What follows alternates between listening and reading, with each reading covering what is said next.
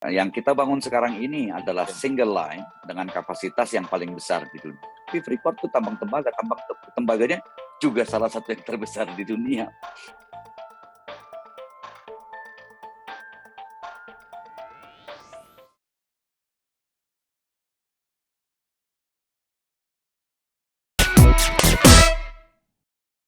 Halo, salam sehat Sobat Medcom. Ketemu lagi bersama saya Indra Maulana dalam Newsmaker Medcom.id di edisi spesial kali ini, edisi 2 tahun pemerintahan Jokowi Ma'ruf Amin. Nah, Presiden Joko Widodo mengungkap rasa bangganya setelah Indonesia mampu membangun smelter dengan desain single line terbesar di dunia. Presiden menyebut setelah selesai dibangun smelter Freeport di Gresik, Jawa Timur ini dapat mengolah 1,7 juta ton konsentrat tembaga. Di kesempatan lain, Presiden juga menyebut sudah saatnya menghentikan ekspor kekayaan alam Indonesia di bidang apapun dalam bentuk mentah dan tanpa diolah. Pembangunan smelter single line Freeport di Gresik ini dinilai oleh pemerintah menjadi momentum untuk memulai hilirisasi kekayaan alam di Indonesia. Langsung saja kita sapa newsmaker kita kali ini, Presiden Direktur PT Freeport Indonesia, Tony Wenas. Salam sehat Pak Tony. Selamat pagi menjelang siang, salam sehat, baik, salam olahraga. Ini masih semangat olahraga. PON. Semangat PON Pak ya. Dan Pak Tony saya dari Jayapura nih, Jayapura, Jayapura. Ya.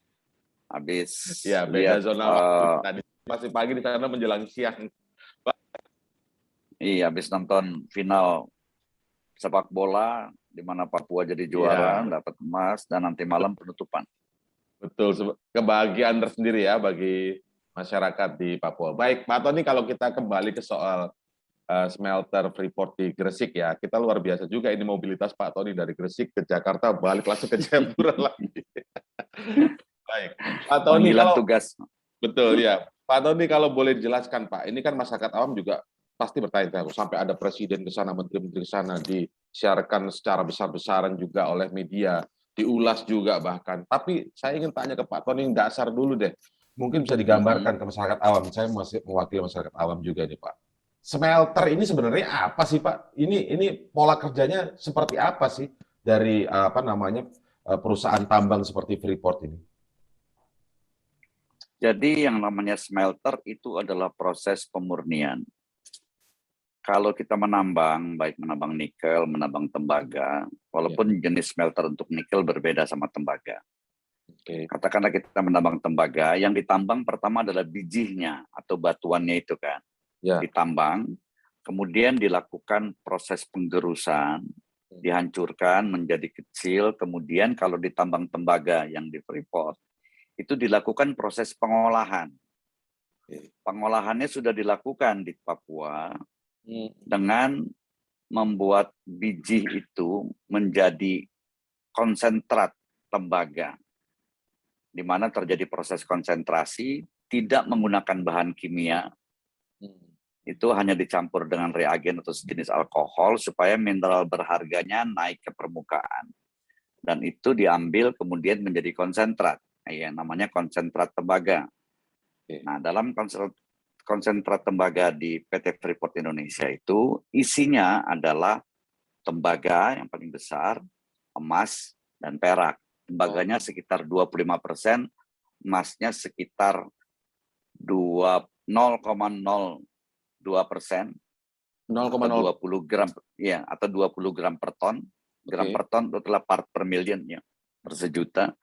Dan kemudian peraknya sekitar 80 gram per ton. Nah, ini jadinya konsentrat tembaga, sudah diolah menjadi konsentrat tembaga.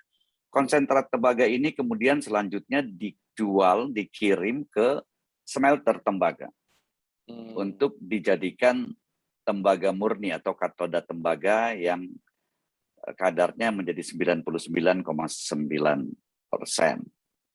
Dan sisanya lumpur anoda ini yang mengandung emas dan perak dan beberapa mineral lainnya itu kemudian diolah lagi di precious metal refinery atau pemurnian logam mulia yang nanti juga akan kita bangun di Gresik, sehingga nantinya akan bisa mengolah atau menghasilkan katoda tembaga, emas batangan, dan perak batangan. Jadi itu akan ada smelter lagi Pak ya berarti untuk itu Pak ya?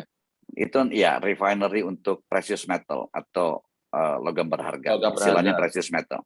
Ya, kalau yang sekarang ini apa Pak? Yang kemarin Presiden juga datang di Gresik itu di JP itu Pak. Ya, itulah proses itu smelter tembaga. Smelter tembaga dan juga di lokasi yang sama akan dibangun precious metal refinery.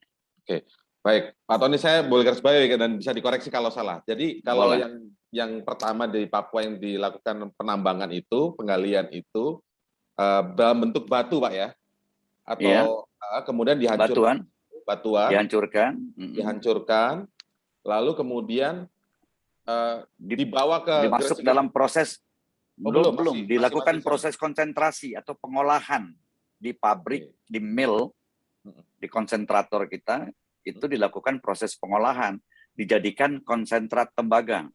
Oke. Jadi sudah terkonsentrasi. Kalau di batuan itu Papua kan itu sudah kadar, konsentrat tembaga berarti ya Pak ya? sudah. Kalau di batuan itu kan kadar tembaganya kira-kira cuma 1%. Tapi begitu dia sudah terjadi proses konsentrasi, menjadi terkonsentrat begitu, itu naik menjadi 25% kira-kira. Nah, yang kemudian dibawa ke Freeport dalam bentuk konsentrat sudah? Yang dibawa dari PT Freeport Indonesia Dari di Papua, ya. itu bentuknya konsentrat yang berupa pasir hitam, Pak, warnanya. Oke. Nah, itu kemudian dibawa ke Gresik. Dibawa ke Gresik. Nah, di Gresik Sekarang ini dilakukan apa? Ya, dilakukan proses smelter atau proses pemurnian. Pemurnian lagi. Iya. Ya. Nah, hasilnya yang keluar apa, Pak? Coba Katoda tembaga. Katoda ya, oke. Katoda tembaga itu tembaga yang mengandung 99,9%.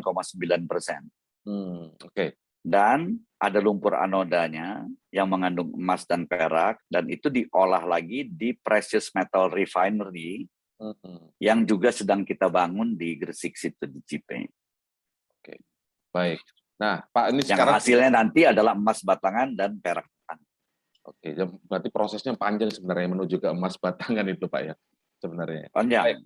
Baik, Pak Tony. Nah, ini sekaligus meluruskan, Pak. Kan banyak juga yang mengira menggali begitu, lalu langsung disebutkan mengekspor barang mentah.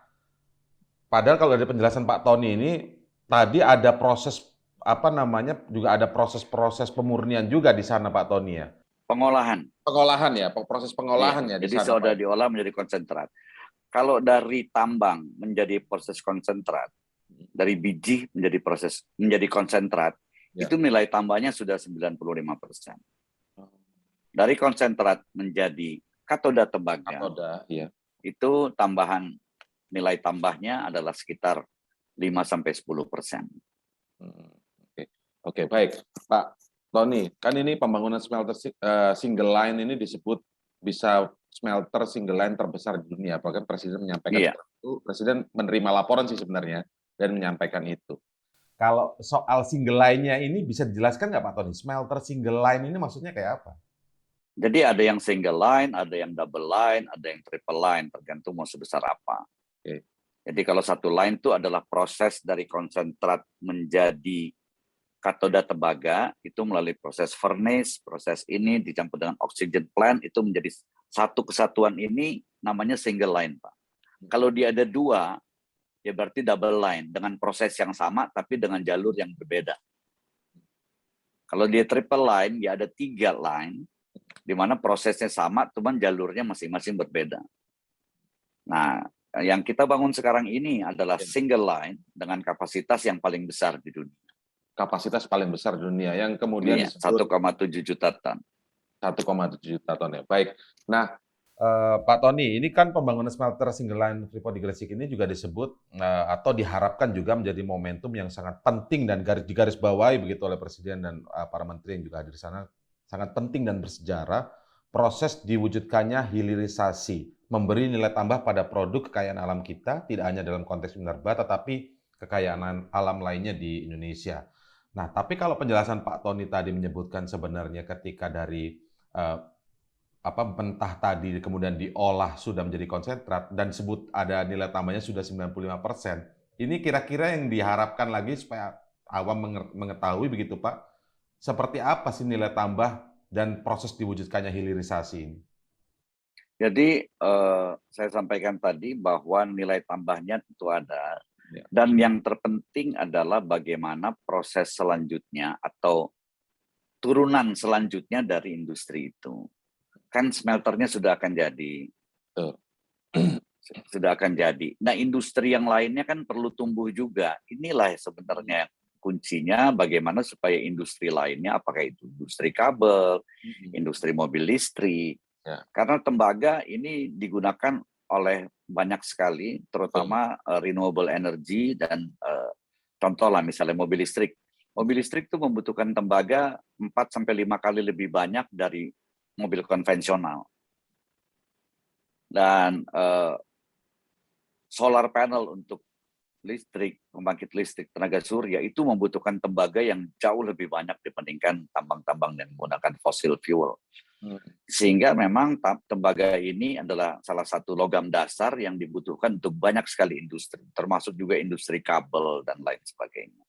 Dan tentunya dengan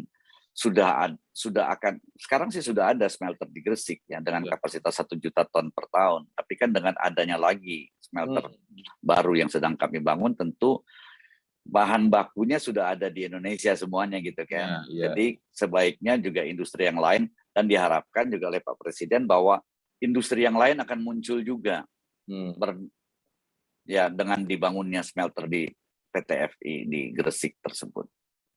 Oke, Pak, berarti garis bawahnya hilirisasi itu dimaksudkan itu adalah sebenarnya bertumbuhnya industri-industri lain itu, Pak ya. Jadi jangan kan ada juga yang beranggapan bahwa smelter ini hilirisasinya bukan berarti, Pak ya. Smelter juga adalah proses hilirisasi tentunya. Proses ya, Pak, bagian dari proses ya. Iya. Smelter ini juga adalah hilirisasi karena program pembangunan smelter ini memang adalah bagian dari program hilirisasi yang dilakukan pemerintah. Kan masih banyak juga mineral lainnya seperti yang disampaikan Pak Presiden, tidak hanya tembaga, nikel, contohnya boksit. Boksit dibuat menjadi alumina, dari alumina dibuat menjadi aluminium kan gitu. Sementara kita boksitnya juga banyak sekali, kita punya nikel seperti diketahui juga banyak sekali, tembaga juga banyak sekali, sehingga memang kalau dilakukan proses hilirisasi yang integrated, maksudnya terintegrasi semuanya, tentu ini akan sangat baik. Misalnya pabrik mobil listrik juga ada di Indonesia. Dan pabrik-pabrik kabel yang lainnya juga bisa tumbuh dan lain sebagainya, industri lain sebagainya. Ya, nah Pak Tony terkait dengan hal Itu industri-industri yang menjadi juga bagian depan malah untuk soal hilirisasi ini. Apakah ada komunikasi juga Pak yang sudah disampaikan atau mungkin dijalin oleh Kementerian Perindustrian dengan dalam hal ini karena tembaga di Freeport dengan Pak Tony? Gitu. Ya tentu, kami tentu berkoordinasi terus dengan Kementerian Perindustrian, dengan Kementerian Perekonomian, dengan kementerian lainnya bagaimana supaya industri ini bisa lebih tumbuh lah, ada akselerasi. Dan di sisi kami adalah, ya ini salah satunya, itu kami bangun smelter sesuai dengan komitmen yang ada dalam IUPK PT FI, sesuai dengan hasil kesepakatan divestasi di bulan Desember 2018, di mana kami melakukan divestasi 51% dan wajib membangun smelter. Ini adalah komitmen dari kami yang akan kami laksanakan dan memang sedang kita laksanakan. Kalau boleh dijelaskan Pak, sebenarnya kemudian bedanya apa dengan PT Smelting yang ada di Gresik sebelumnya tadi singgung Pak Tony?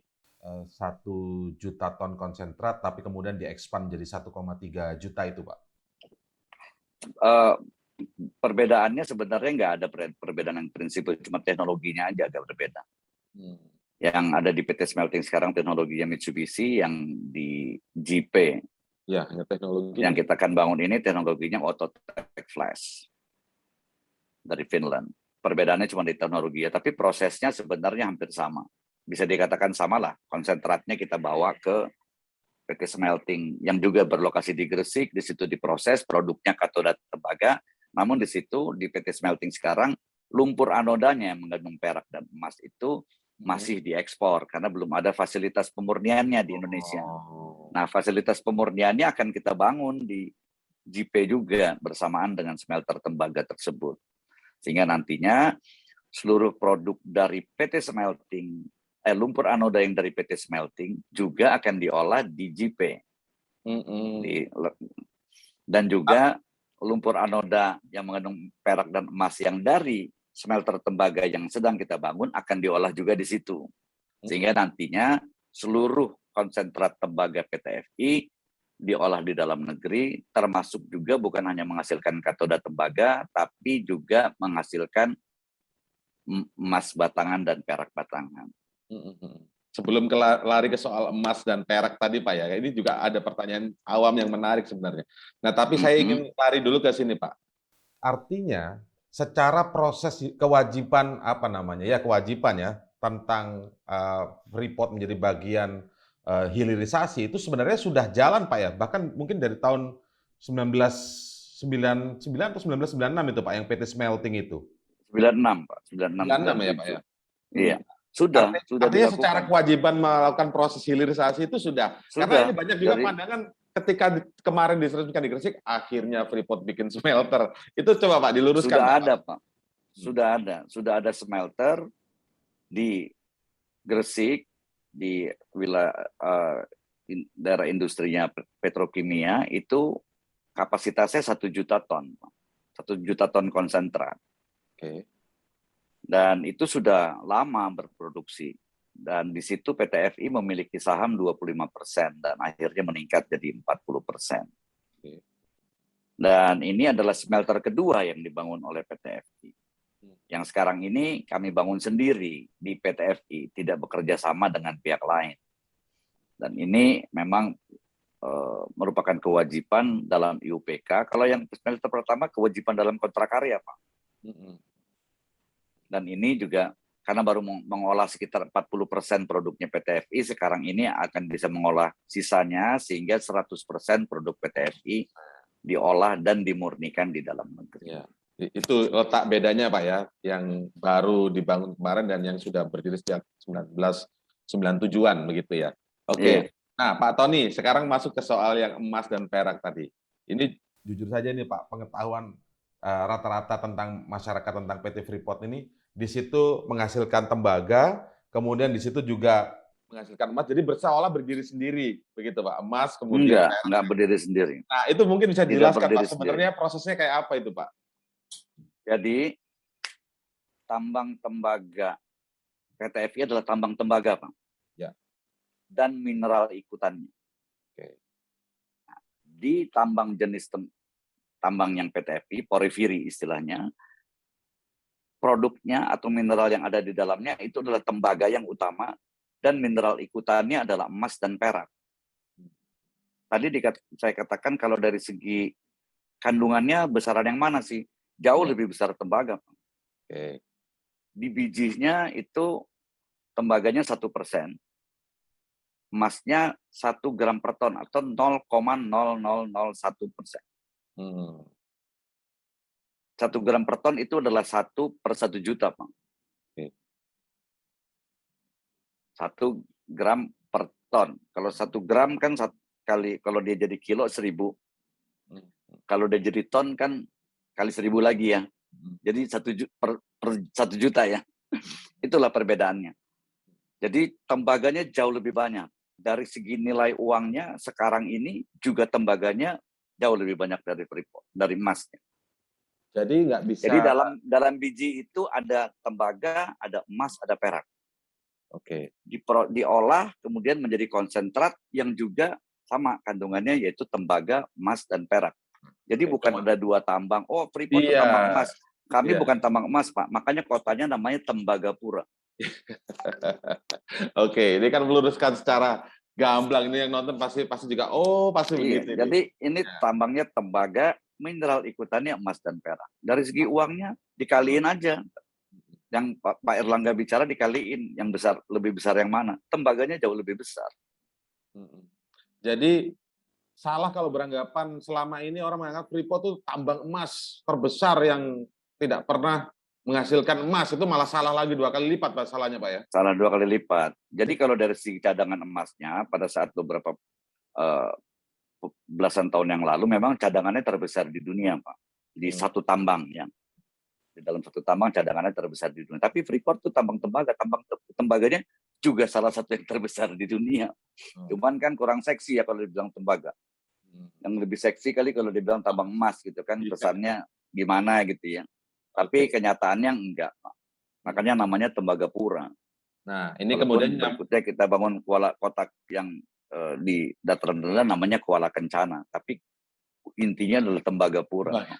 Oke. Nah, ini saya nyambung ke pertanyaan selanjutnya karena ada pernyataan ya dari pejabat-pejabat kemarin yang datang di Gresik bersama Presiden juga menyebutkan ini kan diproyeksi memproduksi 1,7 juta ton konsentrat tembaga. dan 35 ton Memproses, bukan memproduksi. Proses. Produksinya sudah terjadi. sudah terjadi Produksi di konsentrat sudah Papua. terjadi di upstream di Papua. Ya, oke. Memproses 1,7 juta ton konsentrat tembaga dan Iya. 35 ton emas per tahun, begitu Pak? Bukan. Memproses 1,7 juta ton konsentrat tembaga yang mengandung tembaga emas perak. Oke. Hasil akhirnya atau outputnya dari smelter itu dan precious metal refinery-nya adalah sekitar 600.000 ton katoda tembaga, sekitar antara 35 sampai 50 ton emas, dan antara 80 sampai 100 ton perak. Nah, Dan per kenapa tahun bisa itu Pak ya? naik turun per tahun? Kenapa bisa naik turun? Tergantung kadar kami menambangnya berapa.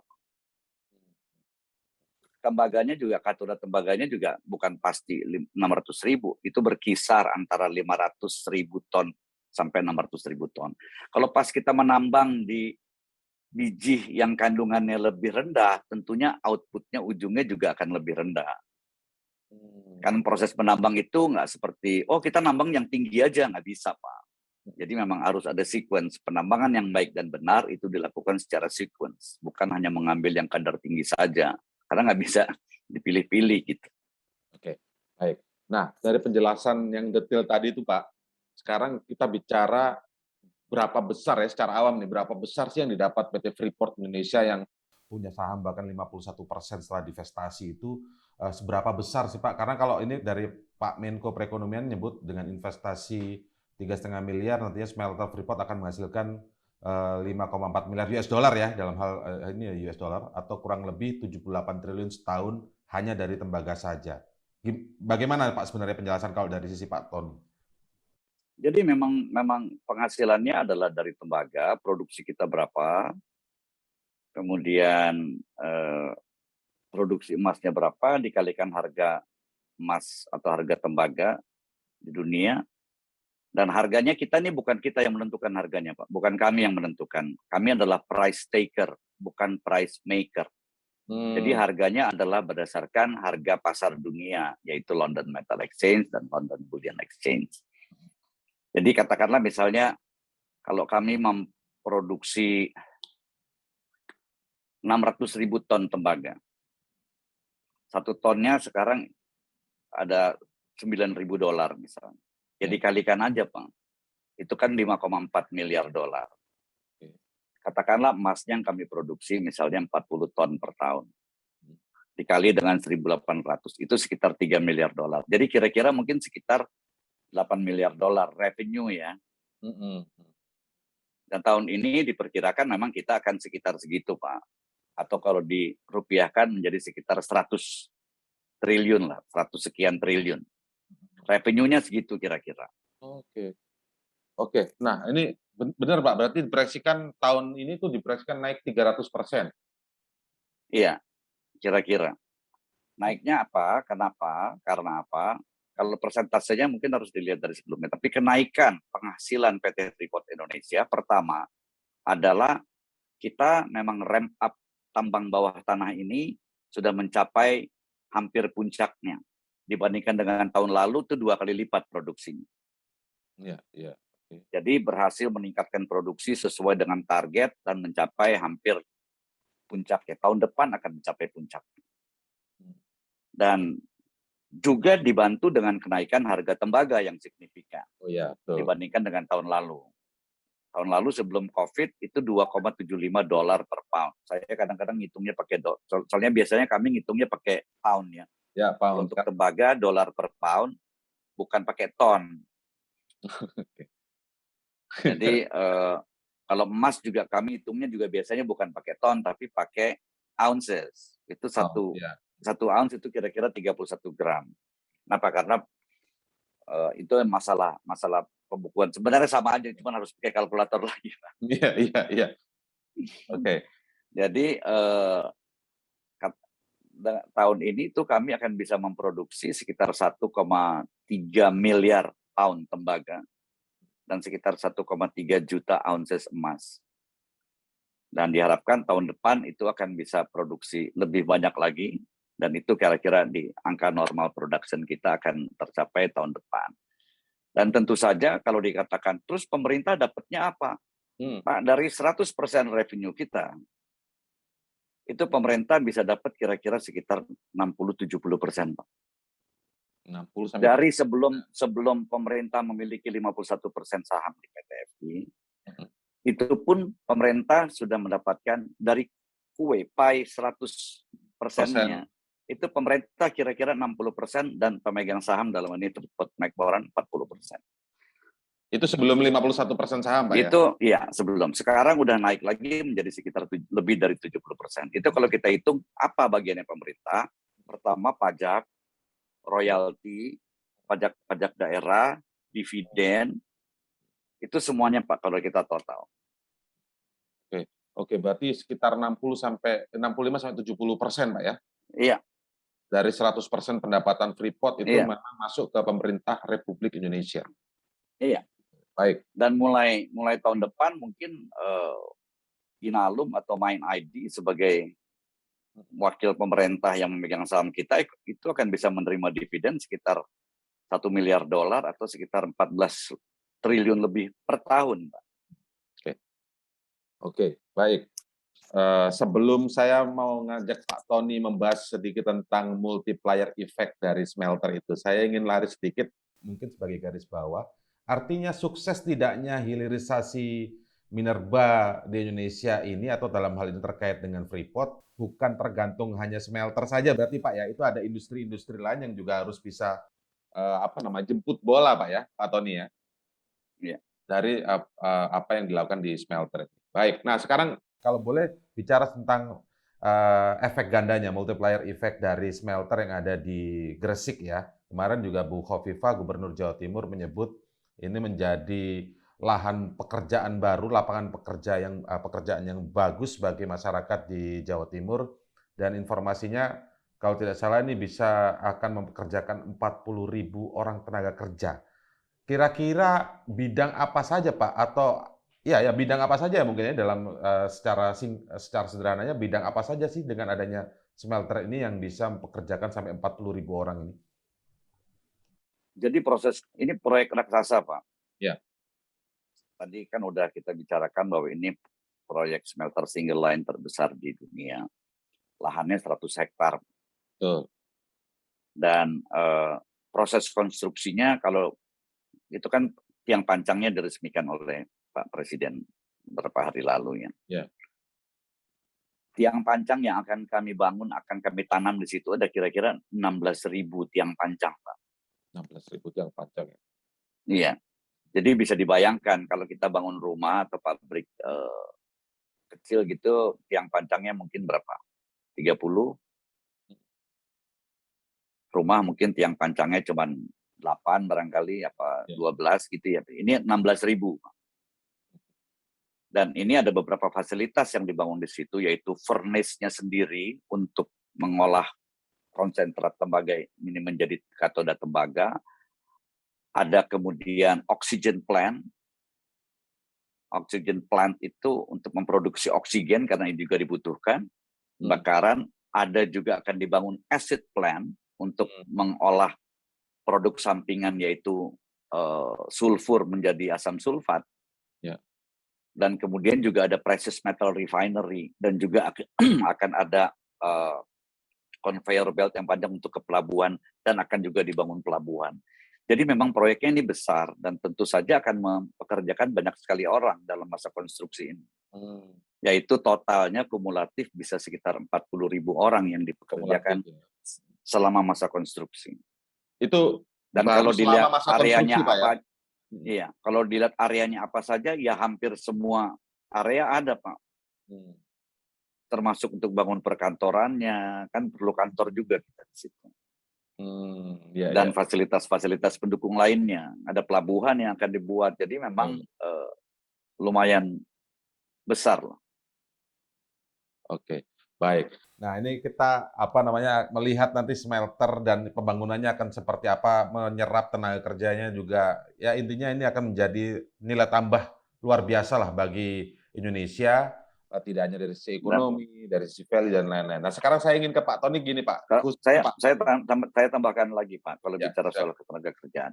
Pada saat operasional smelternya, itu kami hanya membutuhkan 1.000 orang kira-kira. 1.000-1.200 orang untuk operasionalnya. Operasional di Untuk smelternya. pengoperasian. Tapi yang juga harus dilihat adalah bahwa diharapkan industri yang lain ini muncul, baik di JP maupun di sekitarnya atau bahkan di wilayah lain di Indonesia, industri turunannya. Dan diperkirakan oleh JP sendiri bahwa di wilayah itu akan bisa ada potensi penambahan 200.000 kesempatan kerja. Jadi ini multiplier efeknya yang akan timbul. Karena tentu saja kan orang yang mau bangun industri mungkin lihat-lihat dulu ini jadi nggak sih Freeport bangun di situ? Jadi nggak sih? Betul. Nah, begitu sudah diresmikan kan ini ya. there's no point of return ya. Betul. Jadi dan kita juga sudah spending di situ udah $450 juta spending. Dan diharapkan ya industri yang lain bisa segera merapatlah ke situ.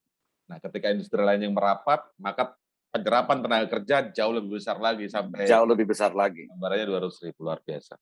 Baik, Pak Tony. Nah, sekarang bicara tentang Pak Tony sendiri nih. Sepak terjang Pak Tony ini kan sudah panjang juga di Freeport Indonesia. Apa Pak suka dukanya Pak Tony menjadi pemimpin perusahaan tambang raksasa? Ya, disorot media, disorot anggota dewan. Dan mungkin juga ada sorotan pejabat publik lain, begitu Pak Tony. Apa yang ingin disampaikan Pak Tony? Kalau saya sih saya kerja di mana aja, saya menikmati aja Pak pekerjaan saya lakukan, saya nikmati, saya syukuri, dan saya tidak pernah mau mengeluh. Kalau tantangannya banyak lah, tantangan dimanapun kita bekerja sama aja, maksudnya sama aja, tetap aja. Kalau orang tanya, lu pasti sibuk banget.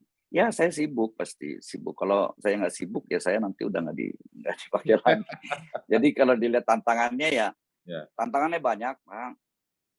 Makin besar perusahaan, makin banyak karyawan, tantangannya pasti lebih banyak. Namun ya tergantung bagaimana kita mencoba melihat tantangan itu dan mengkonversi tantangan itu menjadi opportunity. Tadi juga banyak ada sorotan media biasa, publik dan lain sebagainya, bahkan DPR, bahkan ada pejabat lain. Tapi banyak nggak sih Pak yang mengkritisi Pak Tony, tapi justru nggak mengerti tentang apa yang dikritisi terutama terkait dengan pola kerja Freeport, Pak Tony? Kalau suara-suara sumbang, adalah pasti suara sumbang. Ya itu tadi ada yang mengatakan, wah ini sudah sekian puluh tahun mengeruk kekayaan Papua. Saya tambahkan sedikit dulu Pak yang tadi pertanyaan yang sebelumnya. Ya, betul, langsung saja Pak. Menghadapi, saya ini kan bekerja dimanapun saya bekerja, saya menjalankan amanah Pak. Amanah, dan saya selalu berprinsip bahwa dimanapun saya bekerja, dimanapun saya berkarya, itu harus memberikan manfaat lebih bagi masyarakat. Dan tentu saja juga dalam hal ini dengan mengelola PT Freeport Indonesia, bagaimana PT FI ini bisa memberikan manfaat lebih bagi bangsa dan negara. Itu tujuan utamanya, jadi sesuai dengan amanat konstitusi kita. Kalau dalam perjalanannya memang ada yang begini, ada yang begitu, ada tantangan, itu yang menjadi bagian dari tantangan dimanapun saya bekerja. Dan saya selalu mengkonversi itu, tantangan itu menjadi satu opportunity. Dan pertanyaan Mas Indra tadi yang banyak yang nggak tahu kira-kira yang sumbang banyak Pak Suraya. Ada yang karena nggak tahu, ada yang karena mau dikasih tahu juga tetap aja sumbang gitu kan. Contoh-contohnya kayak apa Pak Tony? Contoh-contohnya misalnya? Ya itulah kalau istilah sudah cuman keruk tadi ya. Ngeruk itu ekspor langsung ke Amerika, katanya emasnya dibawa semuanya ke Amerika. Kita nggak pernah ada jualan ke Amerika, jauh. Ini kan kita jual ke Cina, Korea, Jepang, ada beberapa ke Eropa. Tapi kita nggak pernah ekspor ke Amerika. Dan yang mudah-mudahan bisa bawa. Sekarang PT FI dimiliki 51,2% oleh negara melalui Inalum dan juga pemerintah daerah. Dan apapun yang terjadi di PT FI, yang merasakan manfaatnya paling besar adalah negara. dan negara juga tujuannya untuk kemakmuran rakyat. Itu bottom line yang harus kita semua pahami bersama.